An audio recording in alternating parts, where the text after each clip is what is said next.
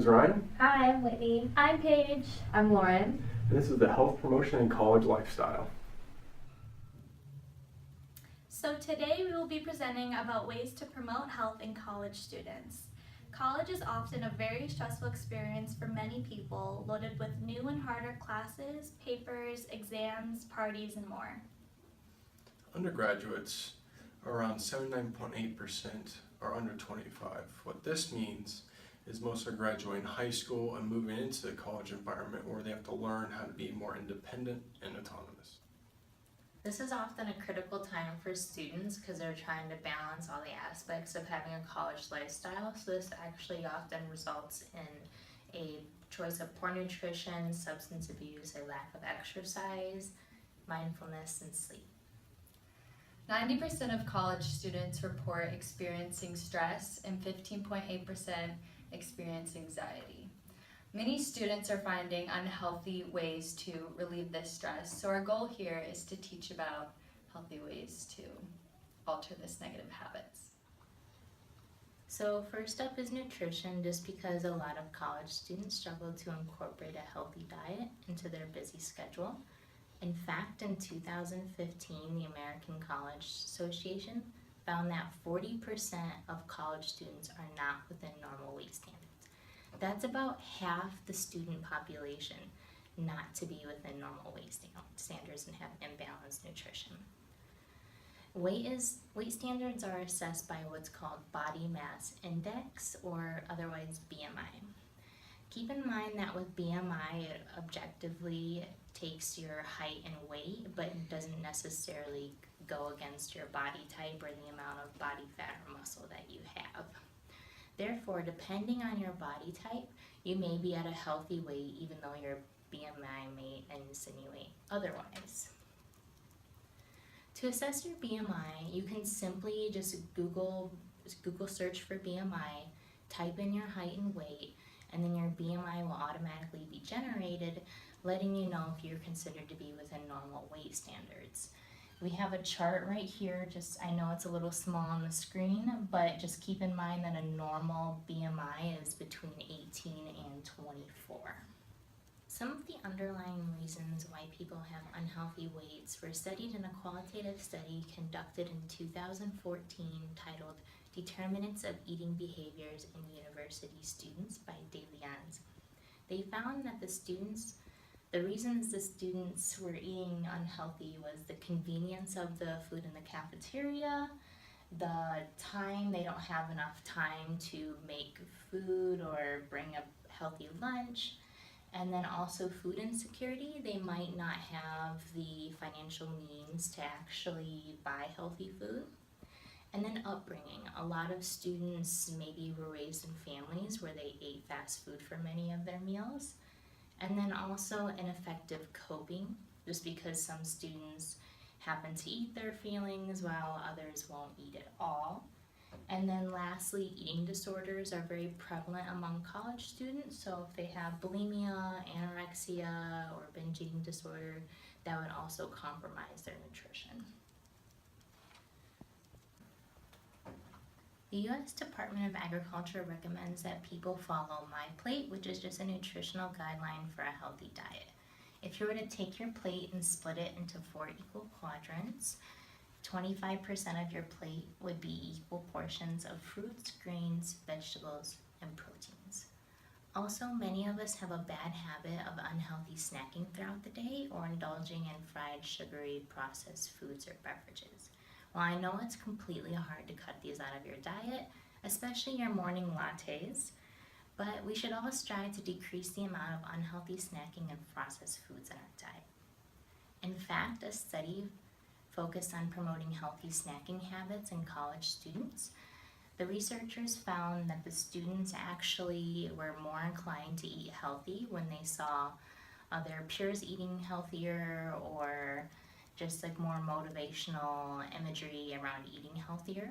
So considering this, you could pair up with a friend and the two of you could enable each other to make healthier choices, such as snacking on fruit, celery sticks with peanut butter, trail mix, maybe baking apples or sweet potatoes or kales and making chips with them, hard-boiled eggs, and there are also many other healthy snack options if none of those really sound good to you. So by following these simple steps, you could dramatically increase your health. And by the way, alcohol should not be a main part of your diet, which brings us to our next subject, substance abuse, which Ryan will talk more with you. Here, like many college campuses, have the influence of tobacco, alcohol, and drugs, which are usually pressured by social groups such as maybe fraternities, sororities, and social influences of peers, friends, and maybe possible family. It's also been found that students just attending college are able to obtain these tobacco products, alcohol, and drugs easier. This is partially attributed to the statistic I said earlier, where that a lot of these students are coming out of high school, moving to college, and they're gaining that autonomy, so they're able to do this easier. Nationwide, about 13.3% of students use tobacco, 19.7% use marijuana, and about 63.5% use alcohol, which is supported through a study of social influences of college students using tobacco products, alcohol, and marijuana by Window et al. I have a couple pictures by College Humor here that kind of represent excuses and a lot of results that can happen if you use tobacco, marijuana, or alcohol. So for instance, this man on top, he is addicted to tobacco. So he says, want to go smoke every 2 hours. So since he's addicted, now he has to leave what he's doing to go smoke for every 2 hours because he's addicted. Now we have this man who uses marijuana. Now he believes he needs marijuana to relax. And we have this man right here that wants to be cool or be accepted because he's taking these tequila shots. So ultimately, all these have consequences, not only to your health, but also to your social and academic portions of your life. So the use of marijuana, alcohol, and tobacco can cause memory impairment, cardiopulmonary problems, social issues, dependence, violent acts, all according to the CDC. This packs added stress and impairment to your body and mind, which as a college student, we know that school alone can be difficult enough to excel in. Ultimately, if you're serious about your education and your time in college, marijuana, alcohol, and tobacco are only going to hinder your performances and make it harder for you to make the correct decisions when you're in college. However, there is help out there for students with substance abuse and if they need help. So to help cope with the added peer pressure and social influences, the University of Arizona has two resources: the Student Health Alcohol Drug Education, which is known as SHADE right here, and the Campus Health Substance Abuse Program. Both of these programs are located at Campus Health and can be reached online at health.arizona.edu. These programs are also found throughout the nation in many other universities. Nonetheless, these programs will both provide support groups for anyone in need and also education to help them in their need to reduce their substance abuse or eliminate it completely. Additionally, students can use specific techniques and actions to reduce or eliminate their substance abuse. So, actions such as water substitution. So say you're at a group gathering, there's alcohol there, and your peers are drinking alcohol. Instead of drinking alcohol, you can substitute the alcohol for water and drink that as a healthier option. So another option is techniques, relaxation techniques. So relaxation techniques such as mindfulness. This includes meditation, yoga, breath work, as Lauren will explain later, or even physical activity such as going on a run or even going to the gym, which Paige will be presenting in further detail in a few moments. Ultimately, reducing or eliminating substance abuse can heavily reduce health risks and formation of diseases during your time in college and for the rest of your life. With the overwhelmingly new schedule of balancing classes, sleep, exercise, and a social life, college kids often put sleep and exercise on the back burner. Sleep and exercise, however, are two critical components to reducing stress and obtaining optimal health. Did you know that 60% of college students are inactive? The Office of Disease Prevention recommends exercising for at least 2.5 hours a week. Engaging in exercise and physical activity is a significant and beneficial task that everyone of all ages can do to obtain their optimal health. Regular physical activity reduces the risk of many adverse health conditions, such as coronary artery disease, type 2 diabetes, osteoporosis, obesity, depression, and even some cancers. College students report not meeting these exercise requirements due to things such as lack of time, motivation, resources, as well as social support.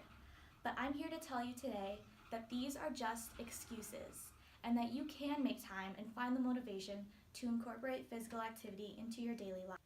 Fortunately, there are lots of resources on college campuses that make physical activity more accessible, such as gym facilities, recreational sports teams, and group exercise classes. Also, there are lots of people at college, so find a workout buddy to keep you accountable for meeting those exercise requirements. College students often report not having enough time to work out. However, doing simple things, such as taking a brisk walk for only 30 minutes a day, 5 days a week to get your heart pumping and your blood flowing, will improve your health tremendously. You don't have to go to the gym to work out or do extremely strenuous activities to fulfill your workout recommendations. Working out can be as simple as swimming or riding your bike with your friends.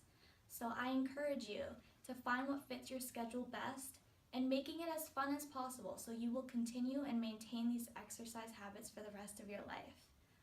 Now, if everything I spoke about just now doesn't motivate you enough, I have simplified why working out can improve your life in just 5 reasons. First being is that it stimulates brain cell development. Exercise creates more complex connections between neurons in the brain, allowing your brain to overall perform better. Second is that exercise improves memory retention. The hippocampus is a structure in the brain that controls your memories. Starting in the late 20s, the hippocampus can begin to shrink, which can lead to possible memory loss over time. Engaging in regular physical activity, however, prevents the shrinkage and may even promote growth. So the implication here is clear. Working out can benefit parts of your brain that can help you recall information. The third major reason I have here is that exercise increases focus and concentration. There have been many studies done to support this, and improving focus and concentration can improve your grades enormously. The fourth reason I have listed here is that exercise can boost your mood. Physical activity releases endorphins in your brain, which are these chemicals that instantly make you happier and more positive. The last reason I have here is that physical activity can relieve your stress. College is a stressful time, so by working out, you can alleviate some of the anxiety or stress you may have and all of the negative impacts that those things have on your body. Not only are college kids not getting enough exercise, but they're not getting enough sleep as well. As much as 70% of college students attain inadequate sleep, and 50% of college students experience daytime sleepiness. This is mostly due to things such as staying up late and then waking up early for class without first obtaining adequate sleep, poor sleep hygiene, which I will get into in a little bit, drinking stimulants close to bed such as caffeine or alcohol, and using technology right before bed, which has been proven to make it harder to fall asleep in a timely manner. The consequences of sleep deprivation and daytime sleepiness are very problematic to college students and can result in lower grade point averages, increased risk of academic failure, compromised learning, and an impaired mood. It is recommended that young adults, aka most of the student body population on college campuses, get 7 to 9 hours of sleep per night. So how can you achieve better sleep? It involves having good sleep hygiene. These are all of the components that comprise a good sleep hygiene. So a regular sleep-wake cycle is extremely important. You should be trying your best to go to sleep at the same time every night and waking up at the same time every morning to not throw off your sleeping schedules or your sleeping rhythms. Next I have here is a quiet sleep environment. It's hard to fall asleep when there's lots of distractions and loud noises, so try your hardest to attain a quiet sleep environment. These next two things involve avoiding stimulants such as coffee or alcohol before bed and eliminating technology use before bed. Both of these things can keep you up at night or prevent you from falling asleep in a timely manner, which then can contribute to excessive daytime sleepiness. College is a hard enough experience as it is, and you don't want to add any more negativity in your life due to lack of sleep. So I encourage you to make improving your sleep hygiene a priority. Like I stated at the beginning of the presentation, 90% of college students report feelings of stress, and 15.8% of students suffer from anxiety. Like Whitney, Ryan, and Paige discussed, these statistics are related to the fact that many college students find themselves with poor sleep, diet, exercise, and time management, along with the occasional substance abuse. Students often channel stress into unhealthy outlets and have ineffective coping methods. So what kinds of things besides eating a healthy meal, exercising, and getting adequate sleep can we do to cope with stress in a healthy way? In other words, what more can we do to reduce stress? The answer is mindfulness. Mindfulness is a form of focusing on the present. It may include giving attention to one's current emotions and feelings. There are many different ways and forms of practicing mindfulness, but I will name just a few evidence-based practices for the interest of time. The first example of mindfulness includes yoga. A study in the Indian Journal of Physiotherapy and Occupational Therapy found that there is a strong correlation between yoga and hormone secretion, specifically cortisol. Cortisol is a hormone that is released in response to stress. The study found that the level of cortisol is reduced after one practices yoga, which suggests that the practice reduces stress and anxiety. Yoga also stimulates the endocrine and nervous systems, which indirectly reduces stress as well. So now here's a photo of someone practicing yoga. This pose here is called downward facing dog. It's a very basic pose, and now I will show you how to do it yourself. Okay, so now Paige and I will show you downward facing dog and another pose. So, first with downward facing dog, you can start on your knees, and then you can put your arms out in front of you about shoulder length away, and then you're gonna curl your toes under and then lift up, just as such. And then you can stay in this position as long as you would like, focusing on your breathing and the positioning of your body to promote mindfulness. All right, so now we're gonna show you child's pose. For child's pose, you can also start on your knees, and then you're going to kind of sit back on your legs, and then you're going to curl your belly over your legs, and then stretch your arms out as far as you can. And with this pose, you're gonna focus on your breathing again. You're going to focus on your current emotions and feelings, and focus on relaxing while you're doing this. Good. So I hope you can try some of these later down the road when you're feeling really stressed and see if that helps for you.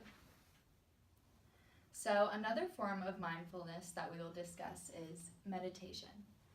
Another study found in the Nurse Education Today journal found that nursing students who practiced mindfulness meditation for 2 hours every week for 8 weeks reported a significantly greater decrease in stress, depression, and anxiety. Meditation can come in many different forms. However, in this study, it consisted of guided sitting meditation, as someone in this photo is doing, and it also consisted of laying meditation, which was designed for focusing on different areas of the body while you're laying. So a third form of mindfulness that we will discuss is breathwork.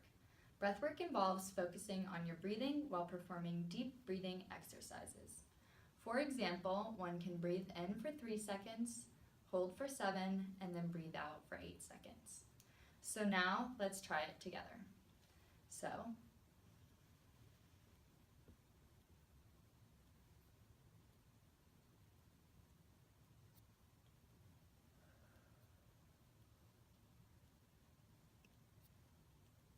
okay.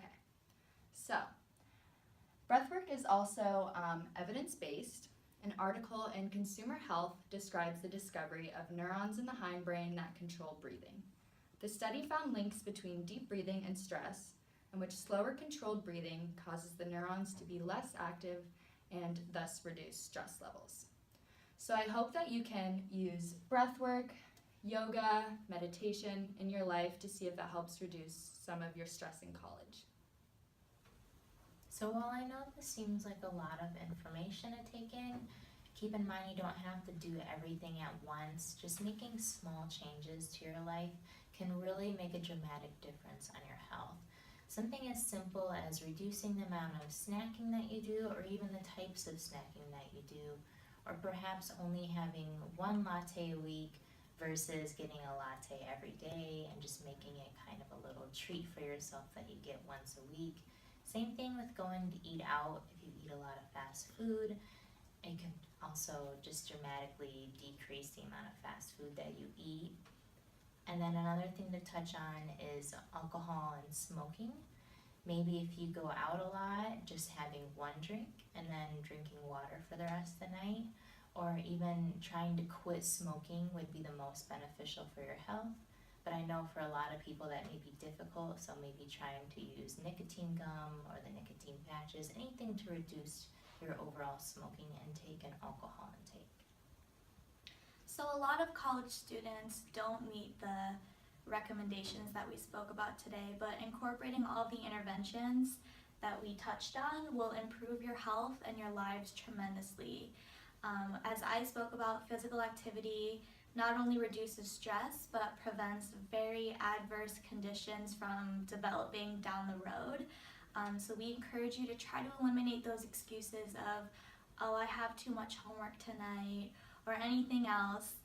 30 minutes a day, 5 days a week is all it takes. And also getting enough sleep as well. We really encourage you to try to improve your sleep hygiene a lot, to reduce your daytime sleepiness, make it a priority, and you should notice some very positive changes in your life. And we really hope that you keep all of the advice we talk about in your pockets for the rest of your lives. And so, like Paige and Whitney said, it's very important to have healthy exercise, diet, and coping methods. In the presentation, I talked about mindfulness, and it's very important to use those techniques when you don't know what else to do with the stress building inside you.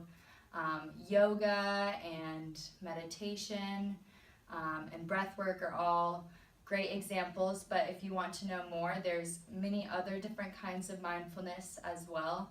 You can look up even on the internet or other evidence-based journals that talk about Tai Chi and things like that. And so next, Ryan will discuss our handout, which discusses how you can put this in your own life, and it's a little tool that you can go through. So, Thank you. All right, so if everyone can please pull out their handout that we passed out earlier. What this is it's a self-evaluation tool that we are given to you guys that are in college. So what this does is that you look at it, and there's two categories here. This first column is going to be categories that might apply to you in your daily life. So going through them, this is do you work out less than 2 hours and 30 minutes a week? Do you drink 4 drinks or more at a period of time, or 14 drinks during a week time period? Do you smoke? Do you meet all the USDA requirements for nutrition? Do you skip breakfast during the day? It might be very common for a lot of college students if you have those early classes. Do you stress about future assignments or previous grades that you have? You know, a lot of time coming into nursing school, we were very worried about our previous grades and making sure we had that really good GPA so we got into nursing school. So that could be a key sign that you're stressing about a lot of the school and having stress related to school. Do you find that your stress interferes with your daily activities? Do you represent college with stress? That's a huge one. Do you struggle to practice self-care? And do you get at least 7 hours of sleep per night? I know that's really hard with a lot of studying that goes along with college, so that's a huge one to hit, and you have to be honest with yourself. Do I actually get that sleep during the night? So we take that information, so if they apply to you, you check it, you circle it, you find out what actually applies to you. Okay, so once you actually figure out what applies to you, we're going to move to this column right here, which is our interventions. So these interventions include nutrition, toxins, exercise, sleep, mindfulness, just as what we went through in our presentation, and what you can actually revert back to the video to look more into. But for the handout, in this case, say I work out less than 2 hours and 30 minutes a week. So what do? So I like exercise. So I go to exercise. It says get active. So what does that mean? I'm gonna have to at least work out 30 minutes for 5 days a week, or split it up just as you need to. So if you want to do maybe 20 minutes one day, and then do other 10 minutes for one day, and then do maybe 45 minutes the other day, but whatever you do to make it to that two and a half hour time frame a week, that's what you want to ultimately achieve. So you can break it out any way, or any way that works the best for you. So ultimately, that's what our goal is in this handout, is to at least fine-tune and focus what you're doing wrong, to be able to address it and then be able to identify it accordingly as we see appropriate and what is the most healthiest for you. So I hope that makes sense. And if you have any questions about this handout, or what to do with this handout, or even further on interventions, just look back into the video like we stated earlier. Also, if you want to, you can use the evidence-based articles like everyone else was talking about. We'll go through some journals and just look up keywords such as exercise or nutrition or your mindfulness. You'll find a lot of these evidence-based practices just as we see up here, and just what we went over through the video, if you need to be and you want extra information. So hope that you find that helpful, and we're going to our resources now. So here's our first slide of resources. This is going to be our second, that's our third. And here's our fourth. So I hope y'all thought the information was interesting and applicable. So ultimately what we want to get out of this video is to be able to, every student or anyone that watches this video, to help improve their lives and make healthy choices and make improved lifestyle choices in their daily lives. Either that be nutrition, either that be reducing substance use and increasing physical activity, and also sleep, and also incorporating mindfulness. Those are big 5. So if you have any questions, please revert back to the video and please go through it, because we can't stress you enough that these techniques and these topics are very important for a very improved life and also a happy life. So thank you for watching our video, and hope you got some good use out of it. Thank you.